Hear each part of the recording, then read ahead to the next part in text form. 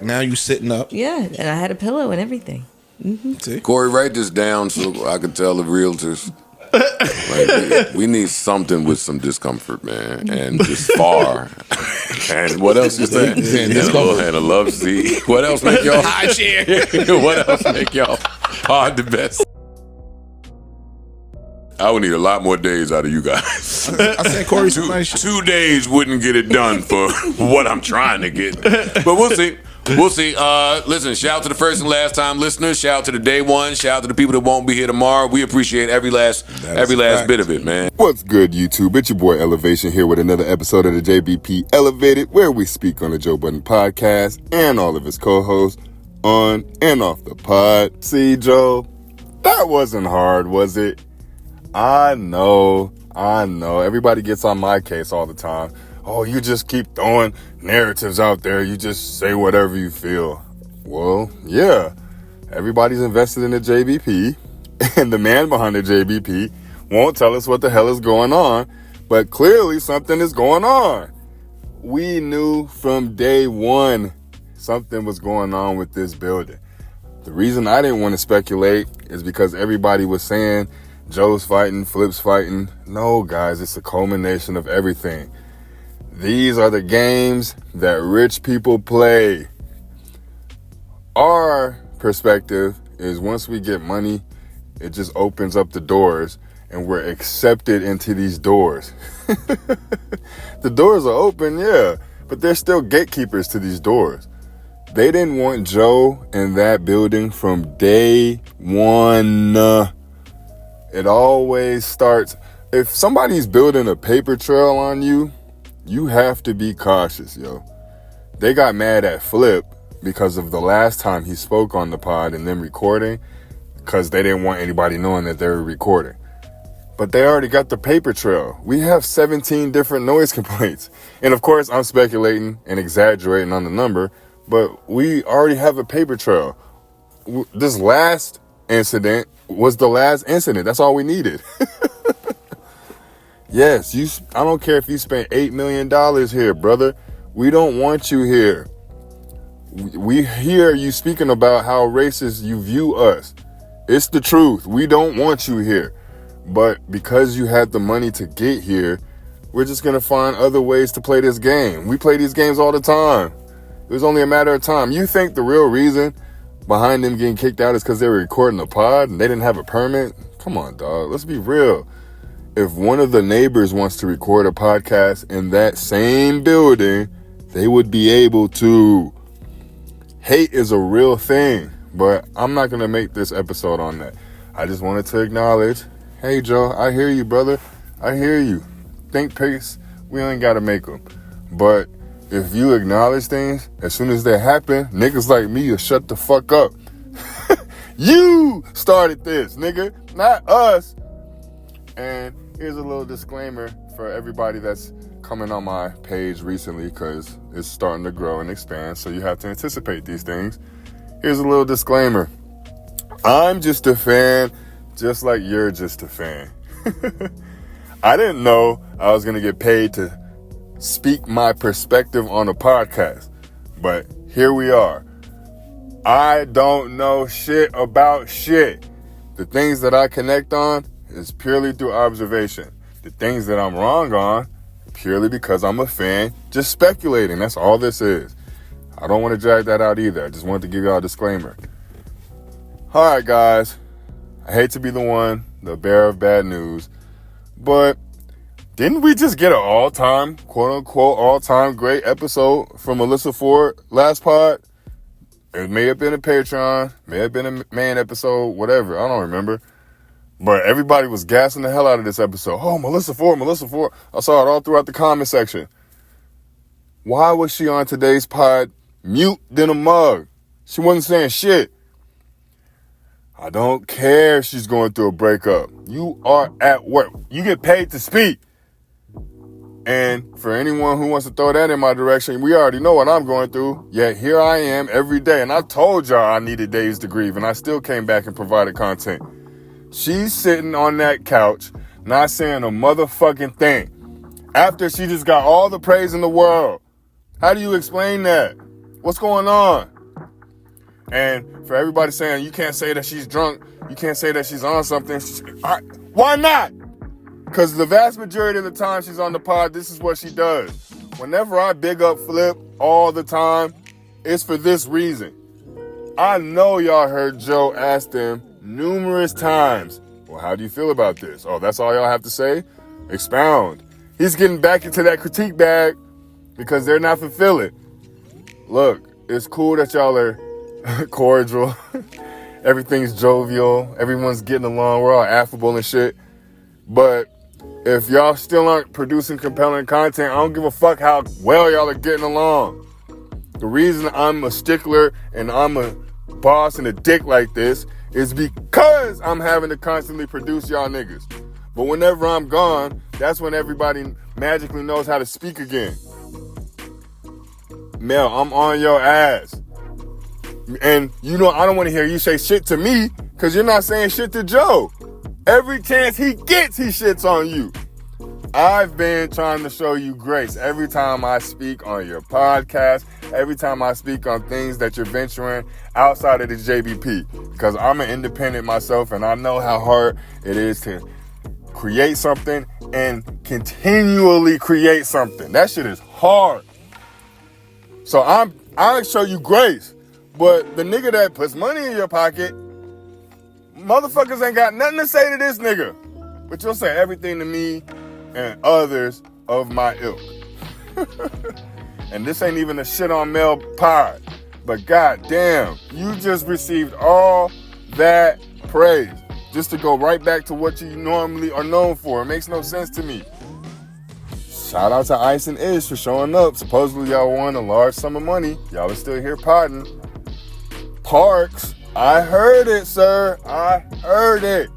When everybody was saying what they're gonna do next year better or what they need to work on, Parks said, I need to stop stretching myself and wearing myself thin.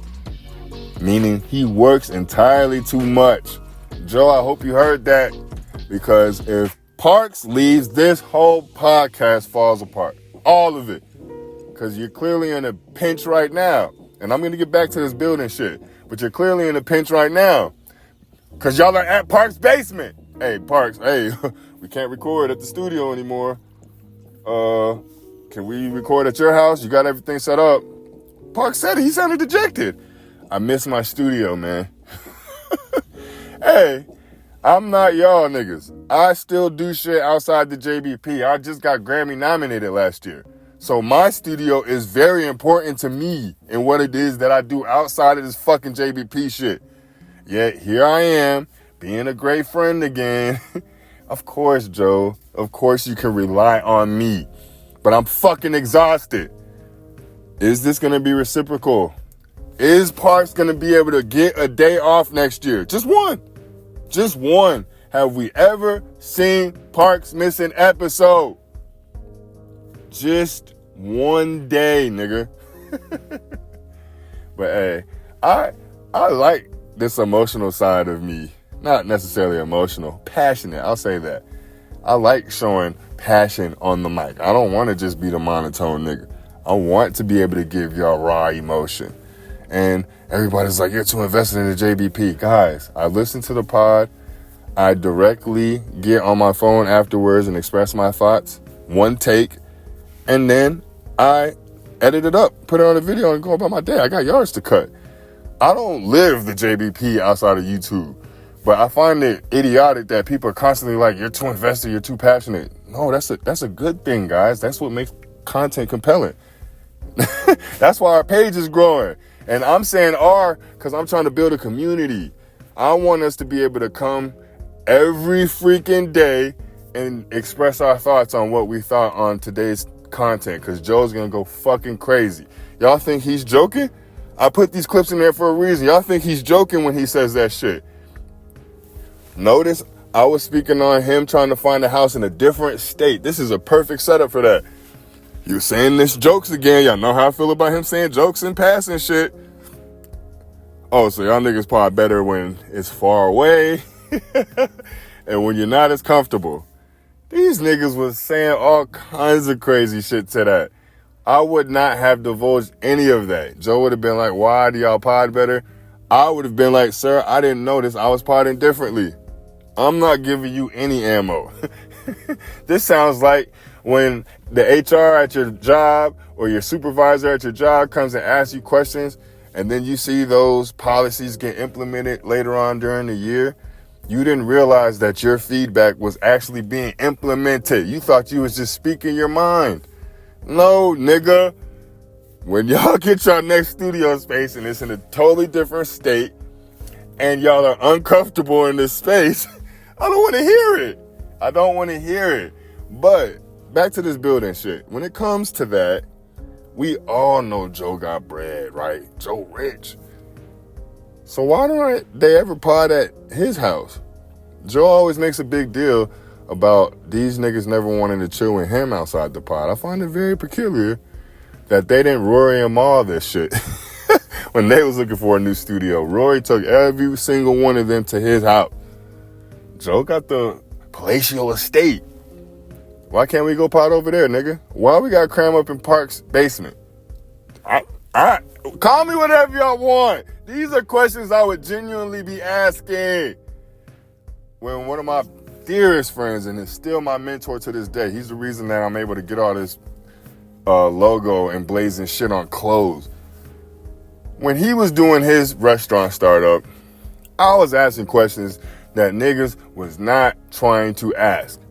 But when shit hit the fans and they didn't get what they're expecting to get from it, they all came up to me. The very beginning, because we're close. Hey, Lavelle, I'm finna give you a percentage of the company. I'm gonna give you this. I'm gonna give you that. Oh, I bet. Where's the paperwork? And since you placed that in my head, I'm finna ask you every single day from here on out. Or you're not finna see me. I would ask these same questions to Joe.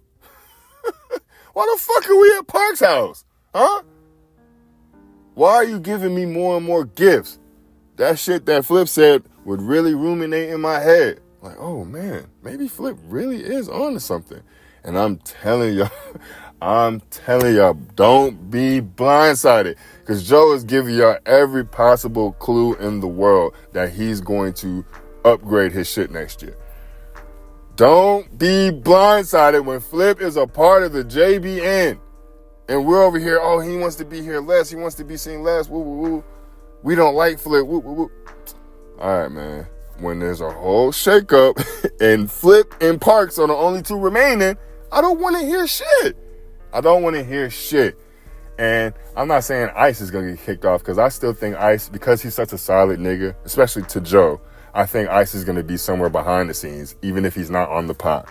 But Mel, Ish, Mark Lamont Hill, Imani, J1, like, all of y'all should be worried. Not because there's not going to be a podcast, just because y'all seat might not be filled by y'all next year. That's all I'm saying. I don't know what I'm talking about, though. This is just the fan me getting off fan theories and speculations. I'm sorry that I've hit a couple of things in the past. Hopefully I'm wrong about everything that I'm saying. It's just raw emotion, guys. Just want us to get our content off, and I just want us to get our thoughts off. So if you agree with your boy or disagree with your boy, leave a comment in this section. Let's start a thread. Let's start a conversation. I appreciate y'all tuning in. I appreciate y'all supporting the channel, man. We almost at 5,100. That's crazy. I remember when I first started this, and here's a motivational piece for y'all. I remember when I first started this 2 years ago, I was hyped.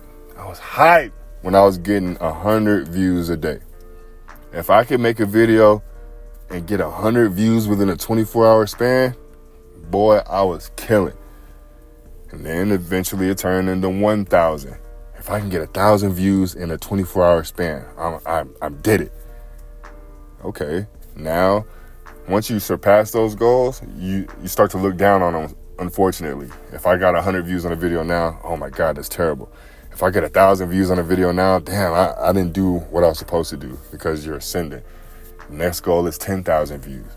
And then we're going to come back 2 years from now. Damn, this nigga's getting 100,000 views a video. It started from having the confidence in yourself to keep pushing past that 100 views a day.